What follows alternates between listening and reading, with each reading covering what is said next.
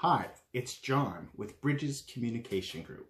Today, I'm going to address shared parenting in the midst of the COVID-19 crisis.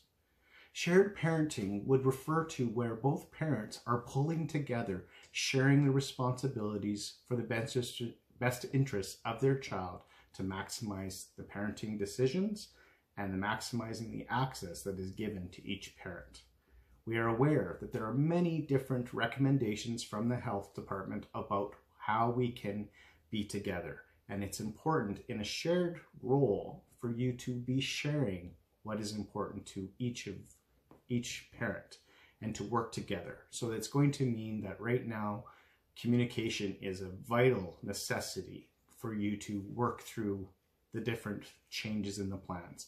I understand it's a very fluid situation every day. There's changes that occur. If you are in a very tense relationship right now and need help, I am available to help you walk through some of those scenarios. I do offer 45-minute sessions over Zoom where we can address the specific question that needs to be addressed.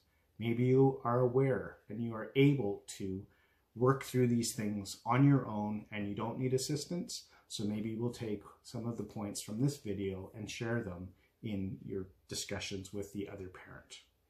Shared parenting is very vital to keep moving ahead. If you have a week on, week off situation, and it is still advised under the health program stuff for you to keep that going forward, it's important to move that forward. The status quo is something we often bring up, and that's keeping the least amount of change to your child's situation and to their schedule. So if it's been a week on, week off, changing that will break the status quo. Well, there is one big exception. That is called school. Every child can't wait to get back to school. Okay, that was parents that can't wait for school to come back in session. It's important, though, for you to share with your other parent what is going to work best in the midst of this school-less environment.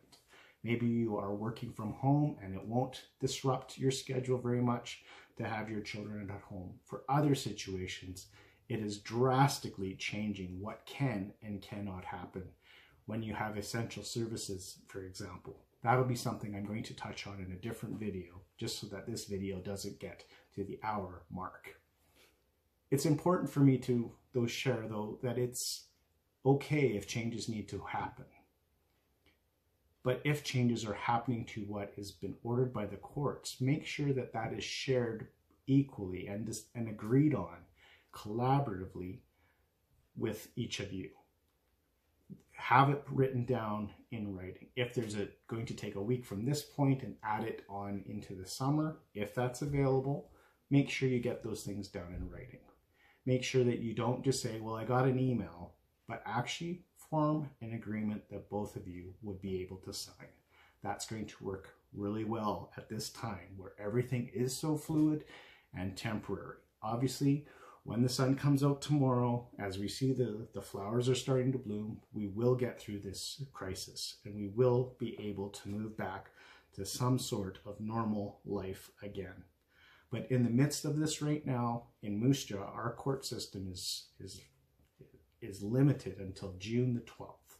So as such, there's a couple months here that we have to keep the situation fluid and be able to work on agreements. If you need assistance, I am available to, as I said earlier in my video, 45-minute sessions to work through a specific question or working on where to find some sort of agreement. I thank you for doing your part to help us flatten the curve and to look after each other. Your children's security and safety is paramount at this time.